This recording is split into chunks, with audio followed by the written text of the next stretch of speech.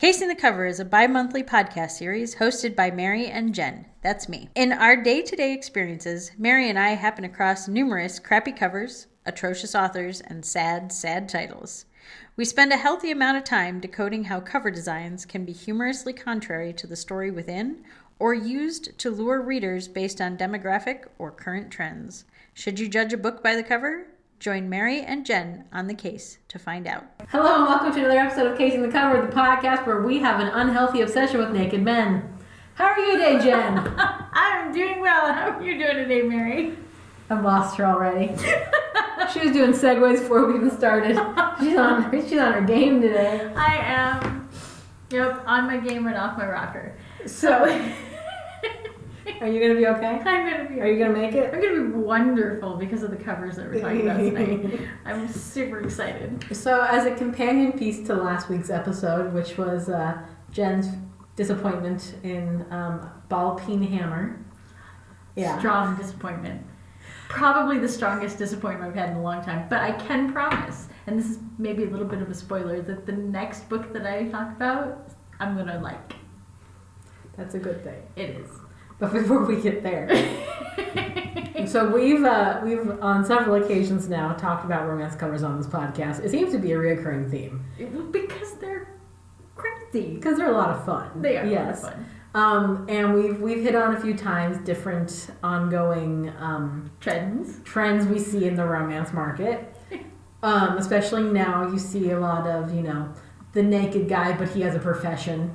Yes. He has a cowboy hat or his construction belt, or his name is Hammer, but he's a stripper and not a construction worker, and then you get really angry.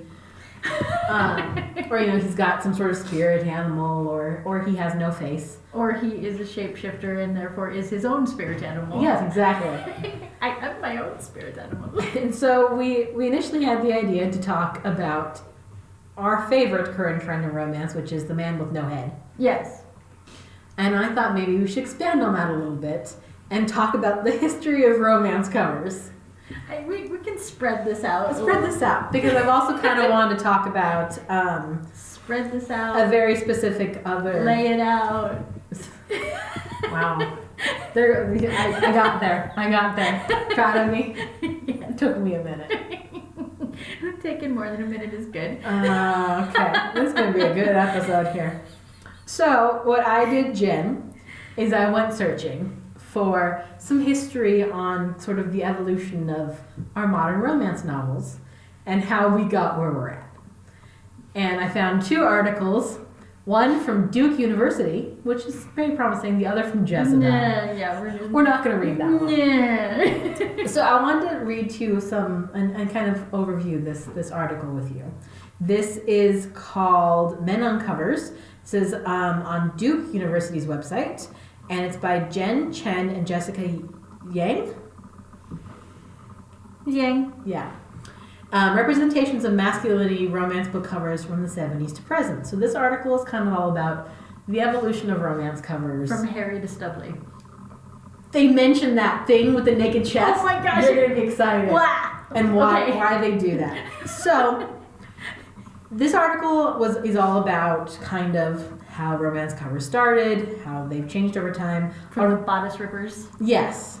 And I'll read you a little bits, but I'm mostly going to summarize because it's a bit of an article, and I don't want to read the whole thing. But I will read you the first statistic they put in this, which is interesting.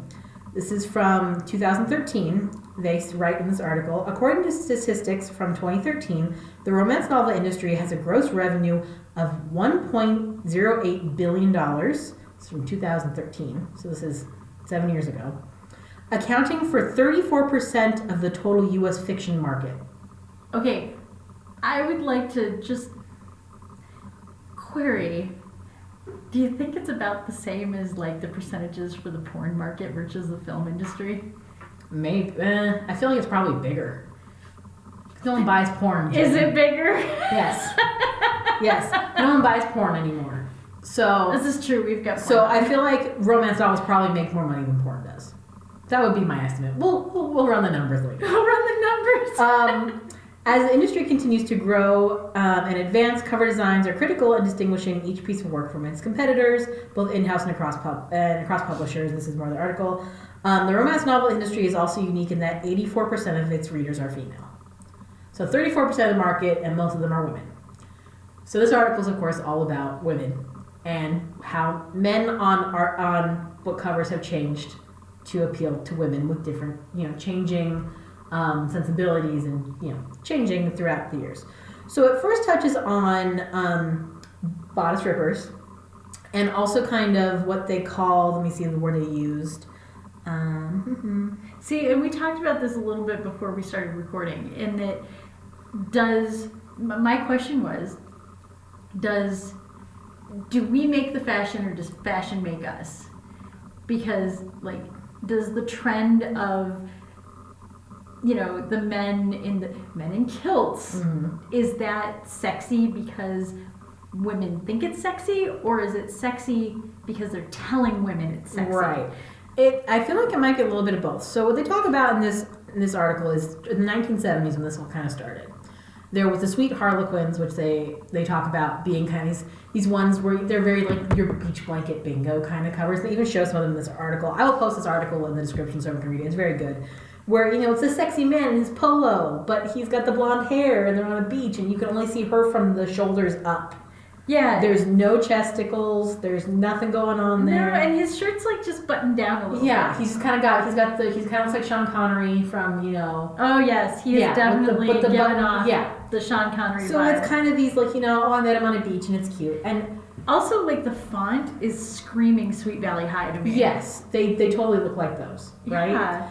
And this, like I said, this kind of reminds me of those beach 60s teen beach movies kind of a thing. That's the kind of vibe they give off. And the article talks about how this was the predominant romance novel in the 70s.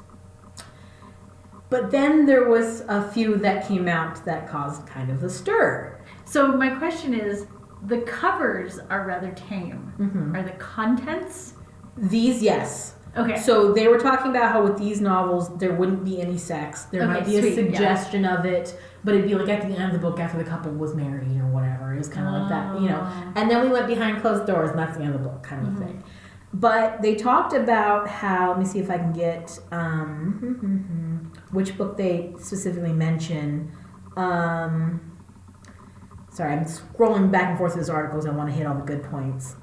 And I'll just cut all the boring parts out. It's fine.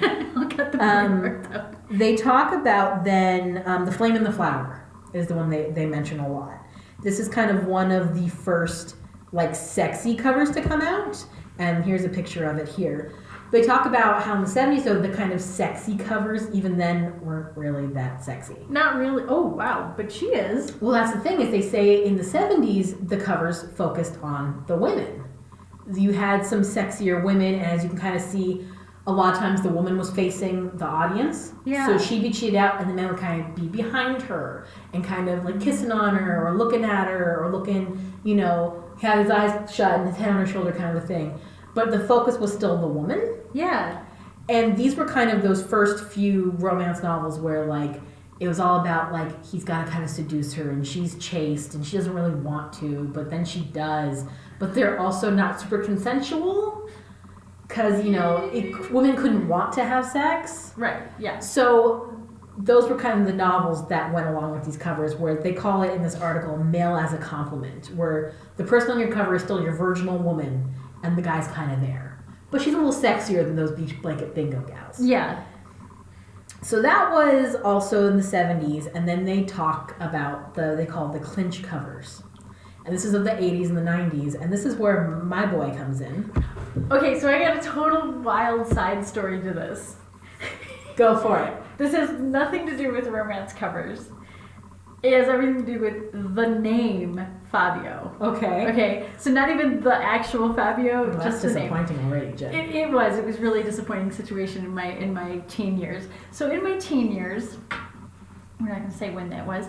I went on kind of this whirlwind trip to Europe, and when I was there, I stopped in we were in France, we were in Switzerland, we were in Monaco, and we were in Italy. Mm-hmm. While I was in Italy, we're going down the street, and I think we were hanging out in front of this discotheque, so they hadn't let us in yet, and this guy comes up and he's he's smooth talking Italian, He's very attractive. Mhm. And he's talking to us, and he tells us, we're like, okay, so what is your name? In like my worst French ever, because like that's the only way I could talk. It was like I was speaking French To an Italian? to an Italian man, and his Italian man was talking French back to me. Oh, so like he spoke French. we were both Okay. like, it was very awkward. But I asked him his name, Mhm. and he tells me his name is Fabio, and I'm like, Lies. that is lies. That might have actually been his name. Okay, so this is There's probably more than one person in Italy named Fabio. I'm going to tell you, like, this has not happened to me once in my life. It's happened to me twice. Okay, so with 2 different names. But oh my gosh, I'll tell you the outside story another time, I'm sure. But this was the first time that I like totally embarrassed myself. Didn't believe this kid that his name was Fabio. So I'm like, no, your name is Fabio. I coerced this poor guy into showing me his like identification. To prove to me his name is Fabio. And what's really funny about this is like, I don't think at this time period Fabio was globally recognized as like an icon. Yeah. So this guy was like so freaking confused Oh why I my didn't believe You're not the real Fabio. This is my life. I'm like I just outed myself for being a completely awkward, embarrassing person ever. Do you want to hear my first exposure to Fabio? Oh no, exposure's the word. Exposure. Well, so I'm a child of the 90s and the early 2000s. And the first time I knew who Fabio was, it's because they got him for an episode of America's Next Top Model. So they had, and this is the 2000s. Like Fabio's a little past his prime at this point. I mean, he's still muscly. He's got the long hair, but it's like if your dad thought he was Fabio, kind of a thing. Which at that point, Which he was kind of like it was dad aged Fabio. yeah. And they made all these women who are like their teens and 20s pose with Fabio in these romance cover poses. Okay, that's and, a little creepy. One was the wench and one was the other woman, and I'll have to show you these images. I could probably find the link I could probably find the video on YouTube.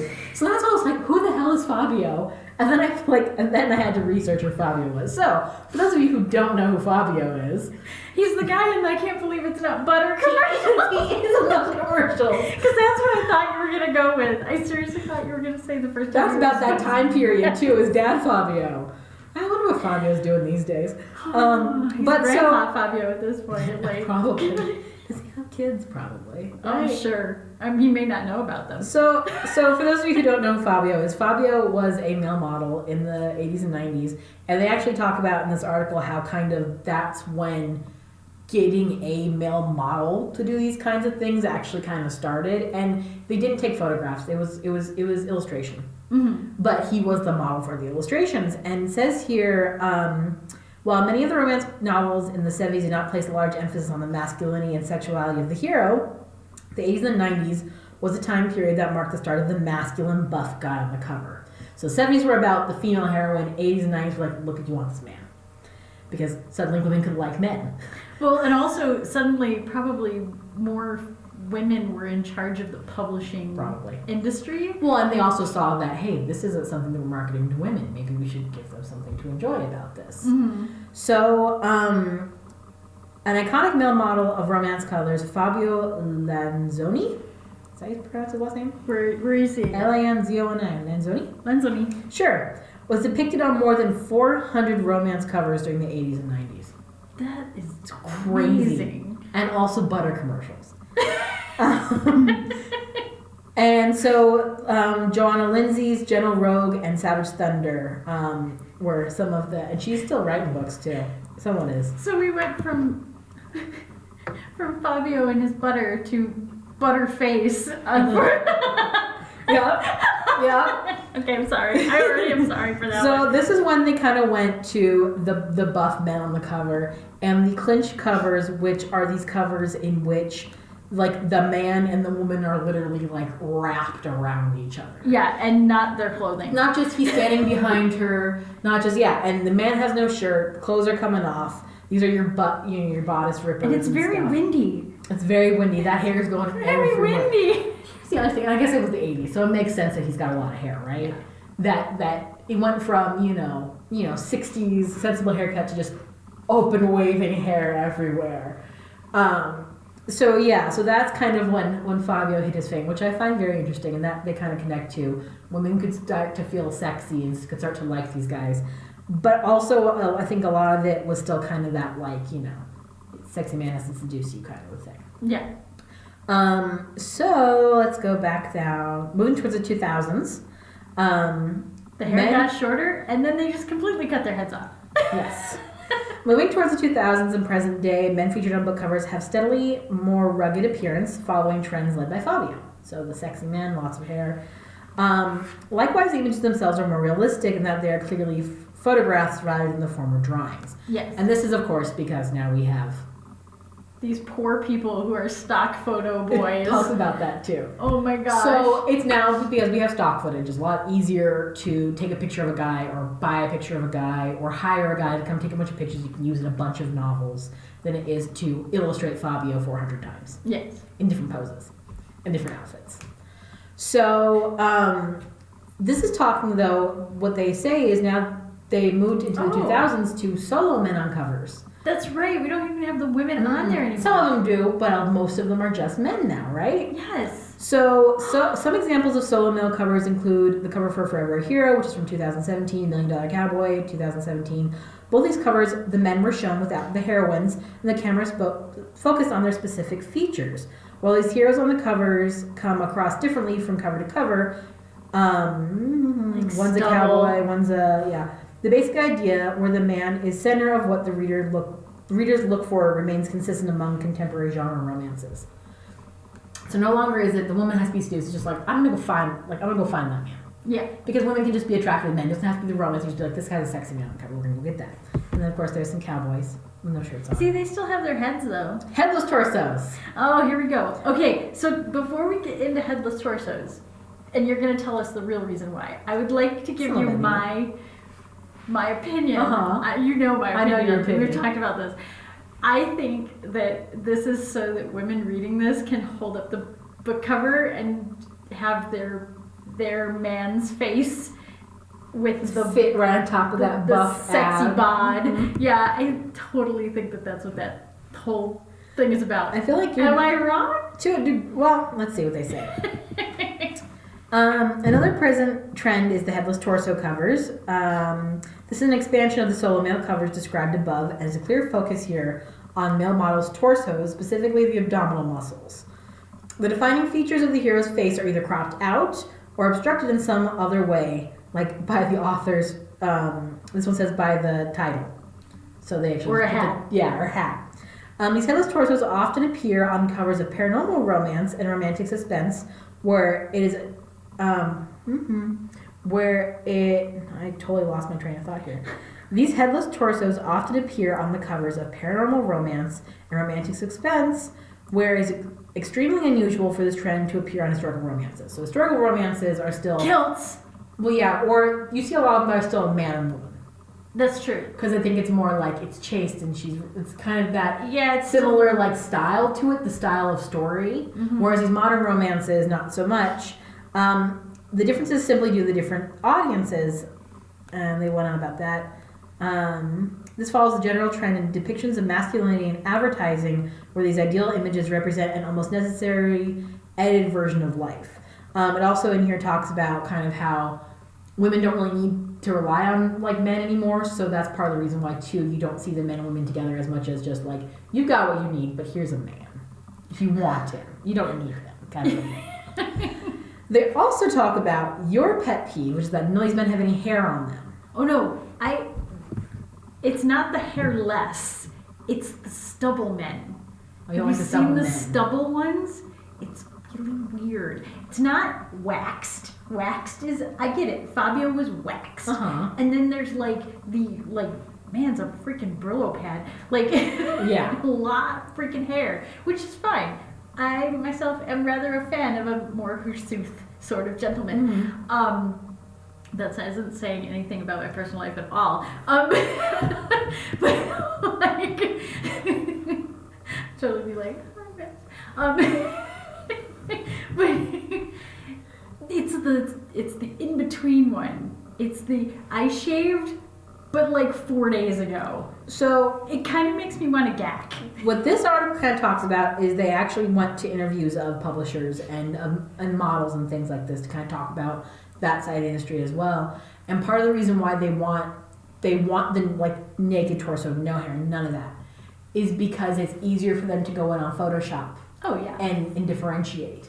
So I almost wonder if the halfway there is also kind of like, well, let's make them look sort of different.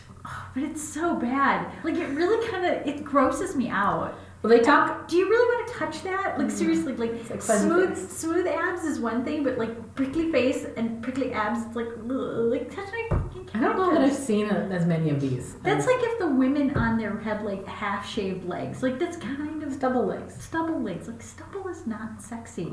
Maybe face stubble is a little bit sexy, but it's really not. Like stubble is ouch.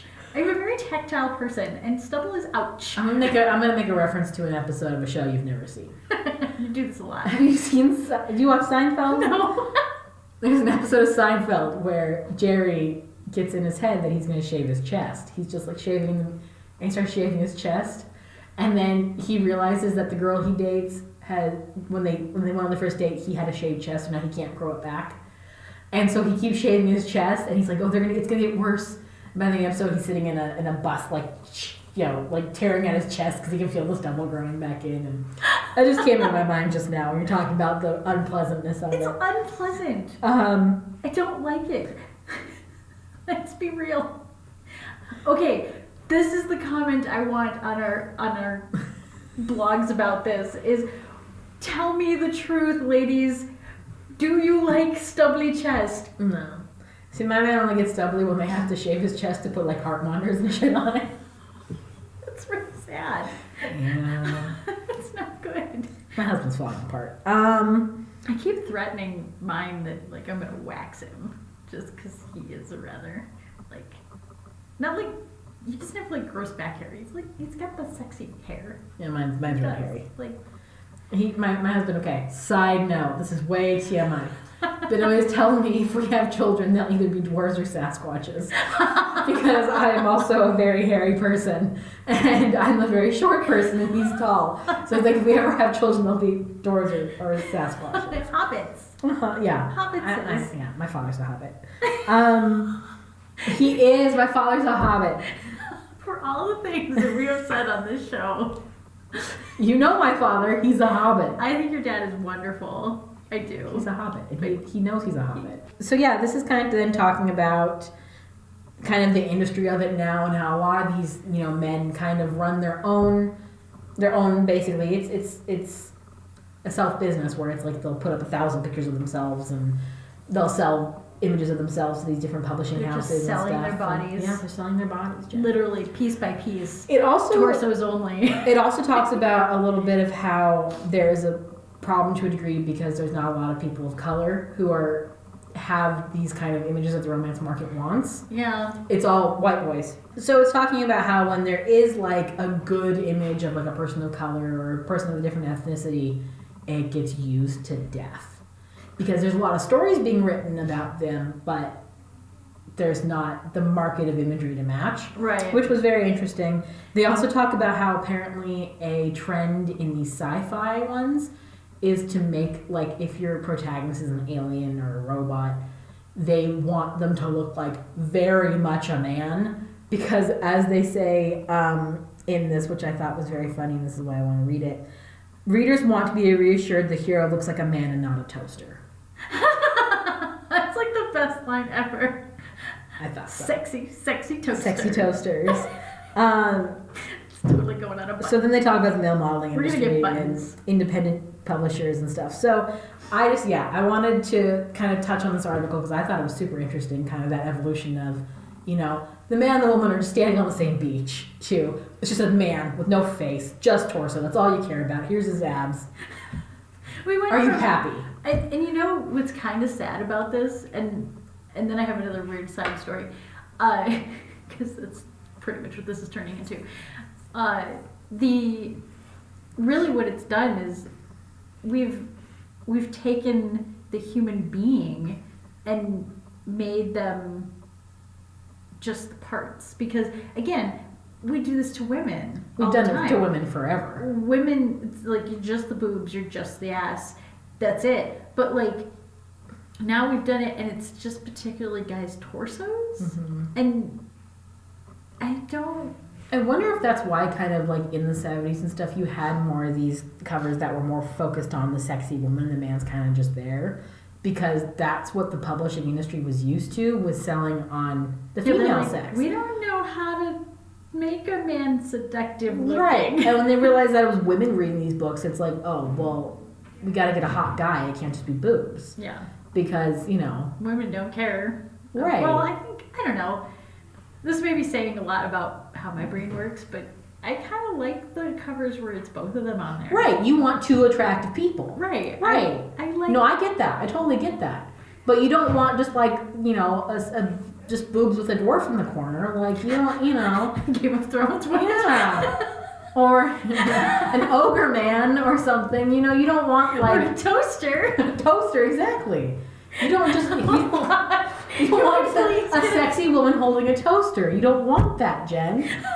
You want that. Because I can go to the Sears catalog for that. No. I think part of that too is because if you're a woman and you're reading a book and you're fantasizing, you want to fantasize that you're the hot guy, but you also want to fantasize that you're the hot woman.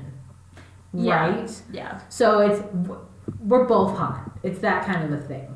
Which I get, like you were saying, to the point of just the man on the cover now. Now, modern women, we already know we're hot.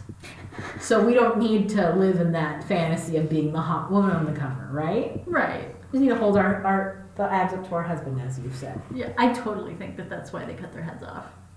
I think it's so that while you're reading that thing, when he comes up and goes, "What are you looking at?" and you're like, "Nothing," and you're like...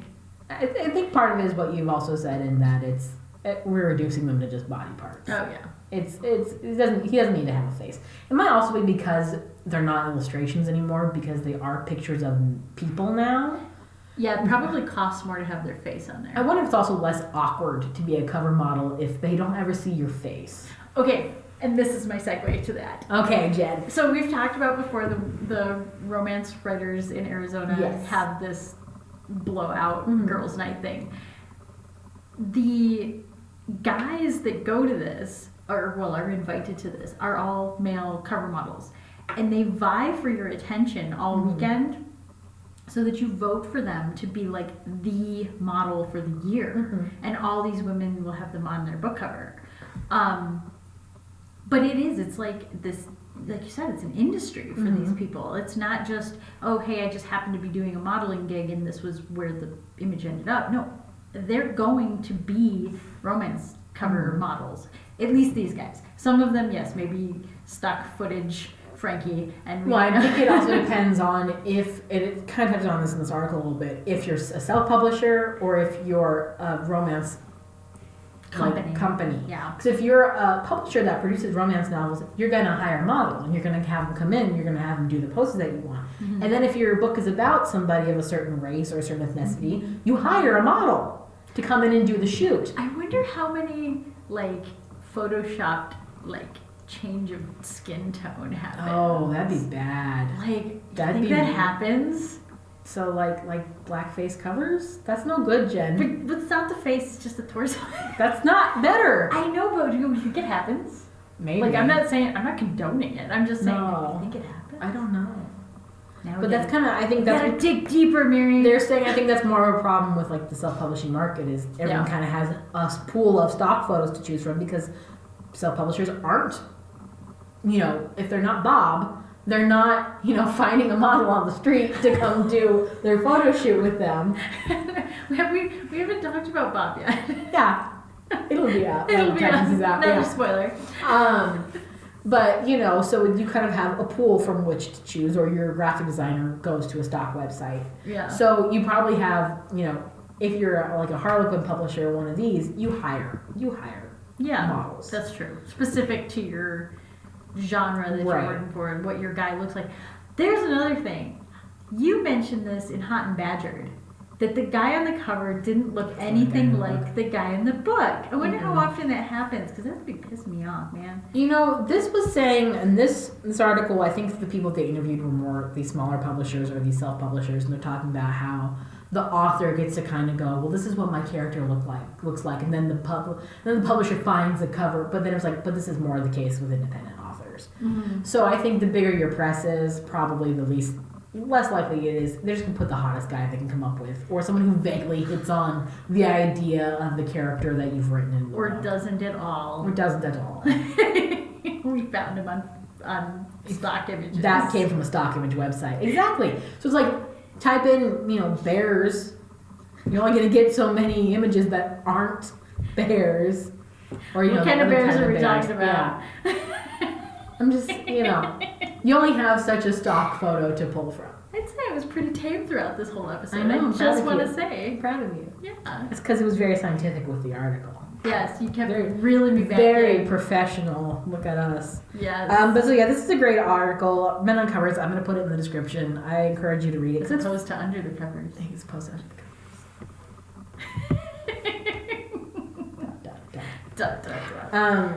Because that idea of the covers changing over time is kind of fascinating, and romance seems one of the most volatile markets in that sense, because I think it is kind of one of the genres where sensibilities change fairly quickly, and there are so many subgenres within romance.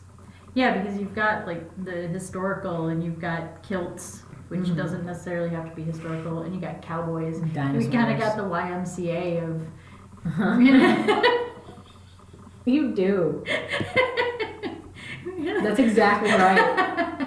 I've seen cop romances. I've seen biker romances. Oh, the biker romance that you have to read at some point. God. That something minutes, 9 minutes, something. Oh my God, that's such a. Oh, that's right. That's right. Yeah. I remember that. Yeah.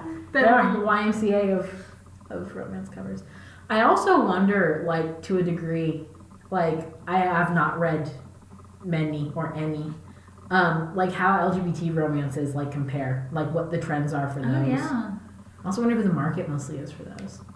It'd be a question for another time, I think. Well, because there's that Prince Charming one Mm-hmm. that isn't at all romancy. It's kind of cutesy. It is, and it's drawn.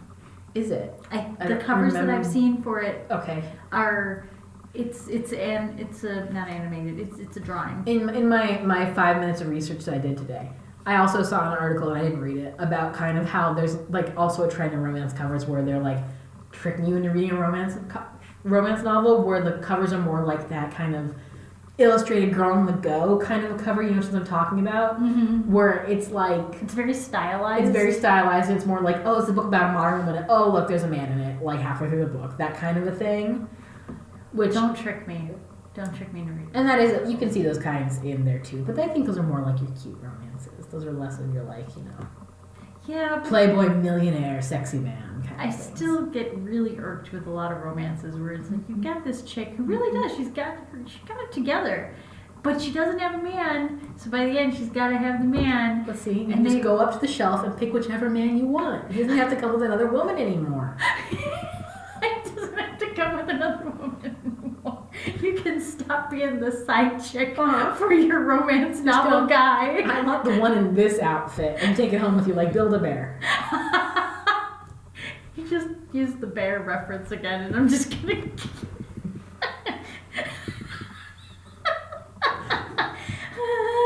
I did. And on that note, this has been a very interesting episode.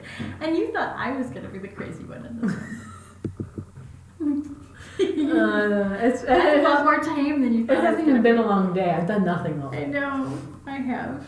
My All head right. hurts. Well, I hope you lovely listeners out there learned something about development of romance covers over time. And if you've got some time, go and watch a Fabio butter commercial. Or there's a very good SNL bit that kind of riffs on Fabio about a bookstore where one of the shop boys is John Cena and he's wearing a Fabio costume. It's very funny. Oh, So go look that up. That'll give you a laugh. In the meantime, anything else to say, Jen, about this? I still haven't found a romance novel that I actually enjoy. So if somebody out there can like find a romance novel that I'd actually like, I would probably give it a go. And I feel bad saying that because I do have some good friends that write romance, and I adore them, and I do like their writing, but I still can't get through one of their books because it is a romance novel. Is it The Formula? I think it's The Formula. Maybe you gotta read one of those dinosaur romances. Oh God, let's not. If you want Jenn to read a dinosaur romance, please comment below. Oh God, this is gonna get the most hits out of any of our videos. We'll put a poll up on our Facebook page. Okay. All right, until next time. Bye. Bye. Thank you so much for cracking another case with Mary and Jenn. To learn more about Casing the Cover, follow us on Facebook and Twitter at Casing the Cover. To contact us or suggest a book, email casingthecoverpod@gmail.com. New episodes of Casing the Cover released the second and fourth Tuesday on YouTube, Apple Podcasts, Spotify, and Stitcher.